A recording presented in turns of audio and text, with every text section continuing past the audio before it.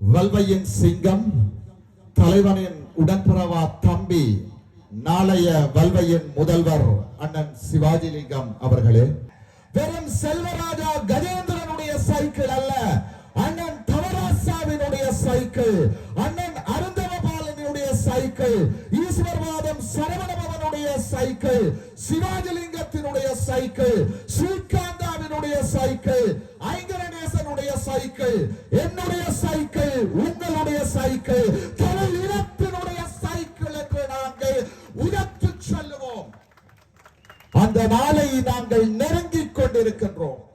எங்களுடைய வெற்றி வேட்பாளர்கள் அனைவரும் இந்த நிமிடமும் தங்களுடைய வட்டாரங்களில் தங்களுடைய வெற்றியை உறுதி செய்து கொண்டிருக்கின்றார்கள். களம் மாறிக்கொண்டிருக்கின்றது, காட்சி மாறிக்கொண்டிருக்கின்றது. இந்த இடத்திலே புழுகு மூட்டைகளை அவிழ்த்துவிட்டு ஆட்சிக்கு வந்த MPP நாங்கள் பேசியதெல்லாம் பச்சை பொய் என்ற கட்சிக்காரர்கள் முழித்துக் கொண்டிருக்கிறார்கள். அவர்கள் பல புழுகு மூட்டைகளை அவிழ்த்துவிட்டு தான் ஆட்சிக்கு வந்திருந்தார்கள். அந்த புழுகு மூட்டைகளை நாங்கள் இன்று அவிழ்த்து விடுகின்றோம். அவர்கள் அவிழ்த்துவிட்ட முதலாவது புழுகு மூட்டை ஏப்ரல் 21ஆம் தேதிக்கு முதல் ஈஸ்டர் குண்டு தாக்குதலினுடைய குற்றவாளிகளை சிறைகளிலே அடைப்போம் என்றார்கள். மக்களும் நம்பினார்கள். கேவலம் இன்னமும் விசாரணைகள் கூட ஆரம்பமாகவில்லை. மத்திய வங்கியை கொள்ளையடித்த ரணில் விக்ரமசிங்கவை சிறைக்குள்ளே தள்ளுவோம் என்றார்கள். ஒன்றுமே நடக்கவில்லை. நாட்டை கொள்ளையடித்த ராஜபக்சேக்களை சிறைக்குள் தள்ளுவோம் என்றார்கள். அதுவும் நடக்கவில்லை. ராஜபக்சேக்கள் கொள்ளையடித்த பணத்தை உகண்டாவில் இருந்து கொண்டு வருவோம் என்றார்கள். ஒரு சதத்தை தன்னும் எடுக்க முடியவில்லை. மலையக தமிழர்களின் சம்பள பிரச்சனையை தீர்ப்போம் என்றார்கள். ஒரு சதத்தை தன்னும் கூட்டவில்லை. மின் கட்டணத்தை 30% என்றார்கள். அதுவும் பகல் கனவாகிவிட்டது. பயங்கரவாத தடை சட்டத்தை நீக்குவோம் என்றார்கள். அரசியல் கைதிகளை விடுவிப்போம் என்றார்கள். காணாமலாக்கப்பட்டோரை கண்டுபிடிப்போம் என்றார்கள். உதயன் பத்திரிகையை தாக்கியவர்களை சிறைக்குள் தள்ளுவோம் என்றார்கள். உணவுக்கும் மருந்துக்கும் புத்தகங்களுக்கும் விதிக்கப்பட்ட வரியை நீக்குவோம் என்றார்கள். ஒன்றுமே நடக்கவில்லை. அத்தனையும் பச்சை பொய்கள். சொல்லுவார்கள், கூரையில ஏறி கோழி பிடிக்க முடியாதவன் வானத்தில் ஏறி வைகுண்டம் போனானாம் என்று. அத்தனை புழுகு மூட்டைகளையும் அவைத்துவிட்டு ஆட்சிக்கு வந்தவர்கள் யாழ்ப்பாண மக்களை ஏமாற்றுவதற்காக இப்பொழுது பலவர புழுகு மூட்டைகளை அவைத்து விட்டுக் கொண்டிருக்கிறார்கள்.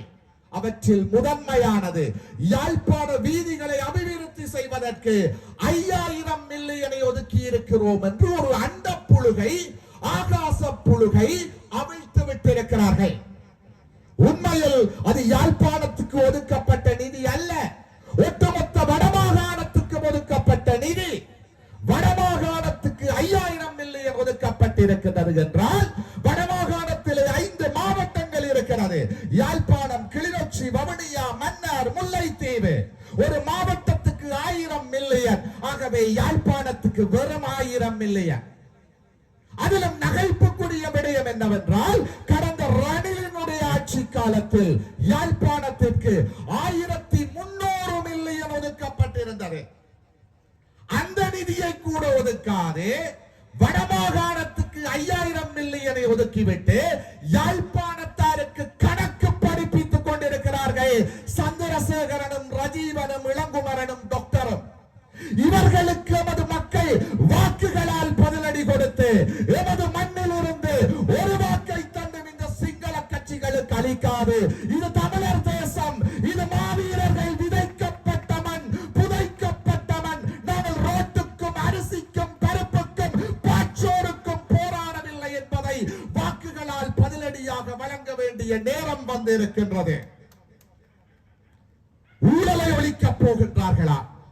அனுரகுமாரவும் அவருடைய படைகளும் மக்களை ஏமாற்றிக் கொண்டிருக்கின்றார்கள். அவர்களிடம் ஒரு கேள்வி.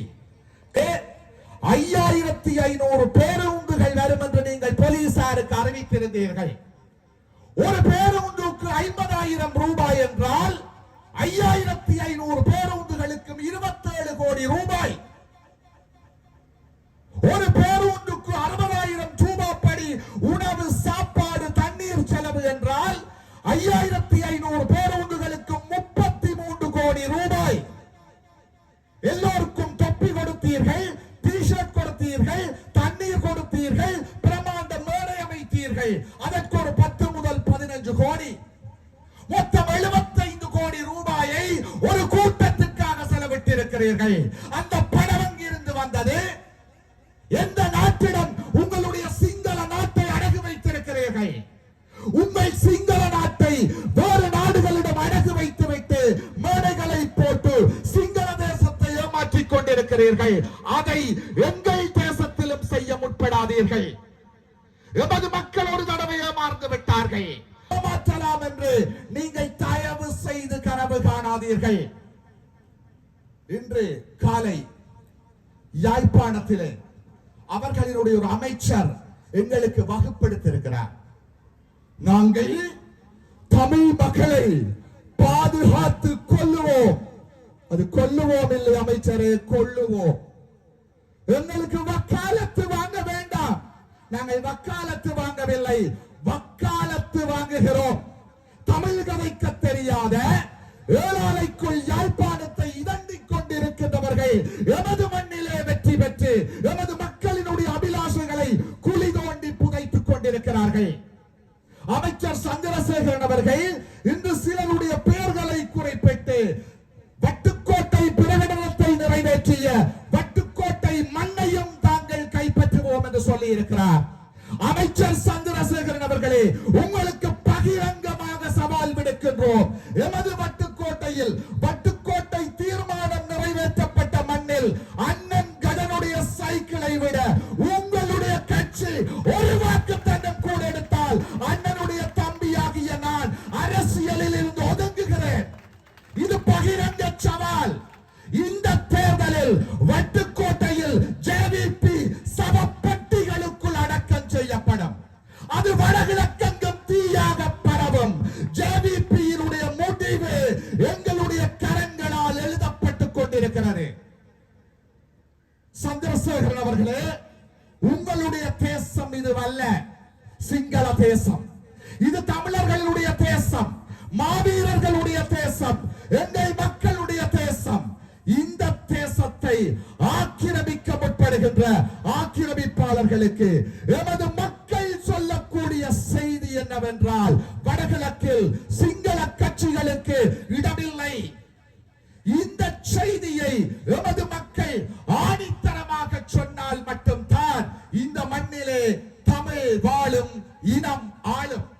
அந்த வரலாற்று கடமையை நிறைவேற்றுவதற்கு அண்ணன் கஜேந்திரகுமார் தலைமையில் எங்களுடைய அணி தயாராக இருக்கிறது. இறுதி வரை நாங்கள் மக்களுக்காக நிற்போம். இறுதி களம் வரை நாங்கள் மக்களுக்காக இருப்போம். இந்த மே மாத 7ஆம் தேதி எமது மக்கள் சொல்லுகின்ற செய்தி, அனுபவ